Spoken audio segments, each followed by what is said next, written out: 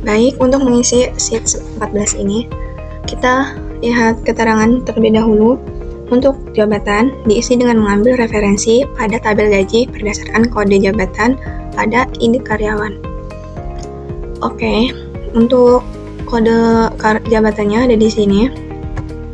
Kita mengambil bagian yang ini, DR, bagian paling kiri.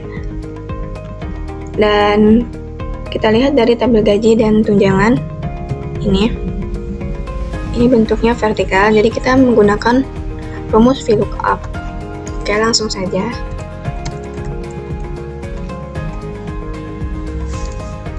Kita menggunakan rumus left, lalu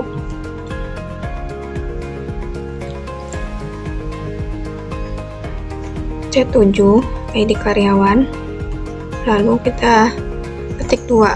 Kita ambil 2 huruf dari kode itu, lalu titik koma, kita blok tabel gaji dan tunjangannya, lalu kita kunci, tidak kunci juga, titik koma. Nah, jabatan ini ada di kolom kedua, lalu kita ketik 0 atau false, lalu tutup kurung, seperti ini direktur. Untuk status, diisi dengan kawin atau belum kawin berdasarkan kode status karakter keempat. Jadi karakter keempat yang ini setelah tanda strip ya.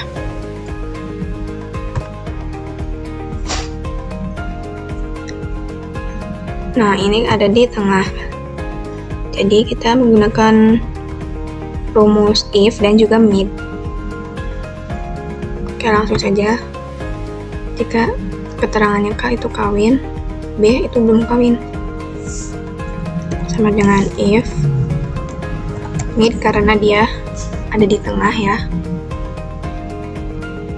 Klik C7, lalu 4 dan 1. Kenapa 4? Nah, dia ada di posisinya keempat ini, 1, 2, 3, 4 habis strip ya. Dan juga 1 itu kita ambil 1 huruf, lalu sama dengan tanda petik K, keterangannya kawin, lalu if lagi mid C7 4 dan 1 sama dengan tanda petik B, maka belum kawin.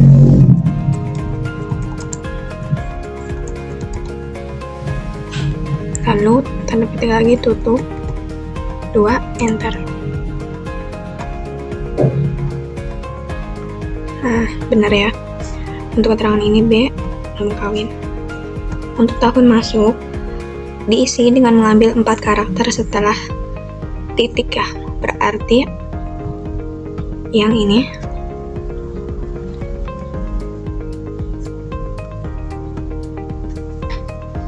dia ada di posisinya ada di tengah, jadi kita menggunakan mid. Langsung saja C7. Nah, dia ada di urutan ke-7 ya guys, dan kita mengambil 4 huruf atau angka, lalu kita tutup, enter. Nah, ini benar. Sehabis tanda ini tanda titik, berarti kita ngambil 1995 untuk tahun masuk.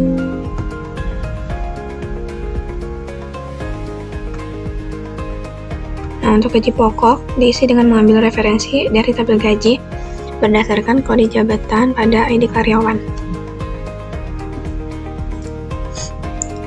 Nah, kita ngambil dari tabel gaji yang ini menggunakan rumus VLOOKUP, lalu ID karyawan,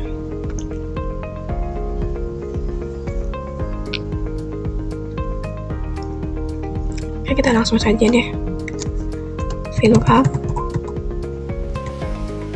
Nah, dia kan ada di posisinya paling kiri ya, left dulu, lalu buka, klik ID karyawannya, lalu kedua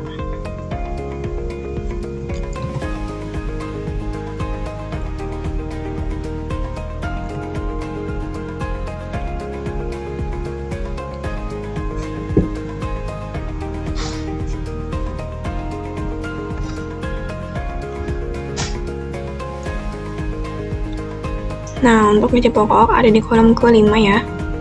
Ini 1, 2, 3, 4, 5. Lalu 0. Enter. Nah, ini benar 4 juta.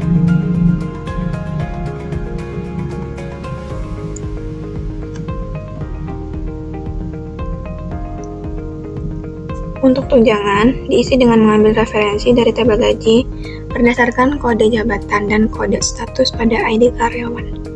Jadi kita lihat di jabatan dan juga statusnya. Jadi kita menggunakan rumus if ya. Oke, langsung saja. If status E7 jika statusnya kawin. Nah, habis ini kita menggunakan rumus VLOOKUP dan juga left karena dia ambil di ID karyawan juga.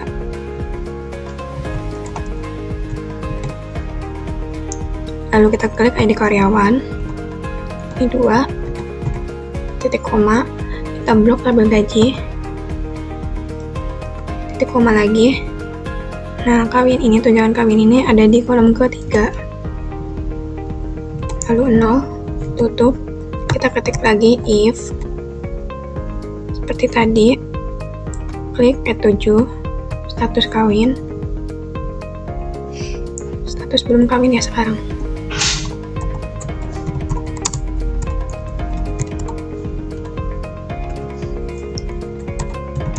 Lalu VLOOKUP, seperti tadi, left, kita klik C7, titik koma 2, lalu blok tabel gaji, titik koma lagi. Nah, tunjangan belum kawin ini ada di kolom keempat, lalu titik koma 0, kurung tutup, 3, lalu enter. Nah, seperti ini. Untuk potongan diisi dengan mengambil referensi dari tabel potongan asuransi berdasarkan kode kelas pada ID karyawan. Nah, jadi kita lihat di tabel potongan ini, kita menggunakan rumus VLOOKUP karena dia nyamping, dan juga menggunakan ID karyawan ya.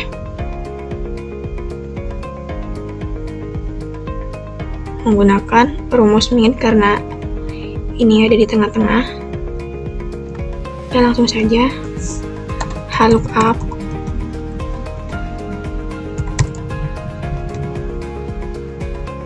klik ID karyawan, urutan kelima, ambil 1 huruf. Nah, kita menggunakan kode ini 1, 2, 3. Nah, di sini kan sehabis huruf K ada huruf 1 ya, ini 2, ini 1, ini 3, ini 2. Lalu kita blok tabel asuransinya di sini. Oke, kita langsung saja deh.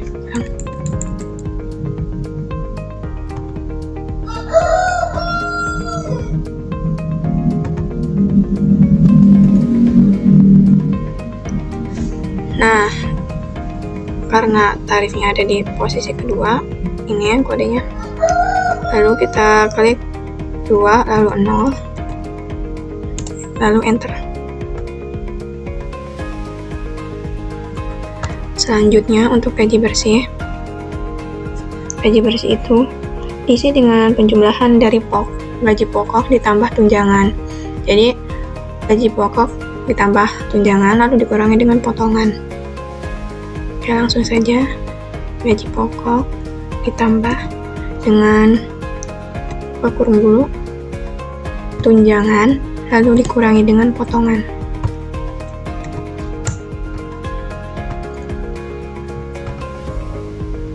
Nah, untuk jumlah ini kita menggunakan sum ya.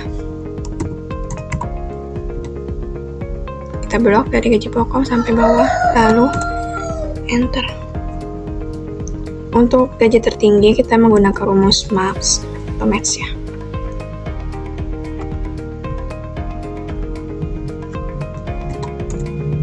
Untuk terendah, kita menggunakan rumus min.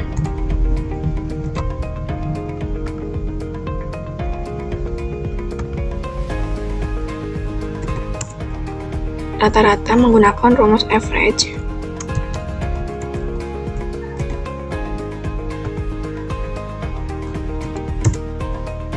Nah, ini kita tinggal tarik saja ke samping.